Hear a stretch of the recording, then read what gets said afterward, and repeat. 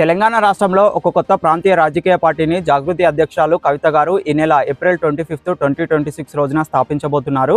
ఈ కొత్త ప్రాంతీయ రాజకీయ పార్టీని స్థాపించిన తర్వాత ఎప్పుడైతే ఎన్నికలు వస్తాయో ఎన్నికలు వచ్చినప్పుడు కేసీఆర్ గారు ప్రాతినిధ్యం వహిస్తున్న గజ్వేల్ నియోజకవర్గం నుండి అయినా లేదంటే హరీష్ రావు గారు ప్రాతినిధ్యం వహిస్తున్న సిద్దిపేట నియోజకవర్గం నుండి అయినా ఎమ్మెల్యేగా పోటీ చేస్తానని చెప్పి కవిత గారు అయితే అంటున్నారు.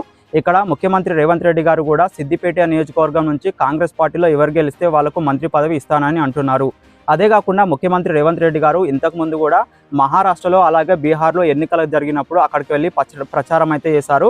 ప్రచారం చేసినా కూడా కాంగ్రెస్ పార్టీ అయితే అక్కడ ఓడిపోయింది.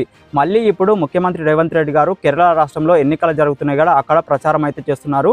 అక్కడ కూడా కాంగ్రెస్ పార్టీ ఓడిపోతుందని చెప్పి కవిత గారు అయితే అంటున్నారు. ఒకవేళ కవిత గారు 2 స్థానాల నుంచి పోటీ చేస్తే గజ్వేల్ నియోజకవర్గం నుండి అయినా లేదా సిద్దిపేట నియోజకవర్గం నుండి పోటీ చేస్తే కేసీఆర్ గారికి అలాగే హరీష్ రావు గారికి ఎన్నికల్లో ధీటుగా నిలబడి గెలవగలదా? మీరేమనుకుంటున్నారో కింద కామెంట్ సెక్షన్లో తెలియజేయండి. మరిన్ని ఇలాంటి వీడియోస్ కోసం మన ఛానల్ని తప్పకుండా సబ్స్క్రైబ్ చేసుకోండి.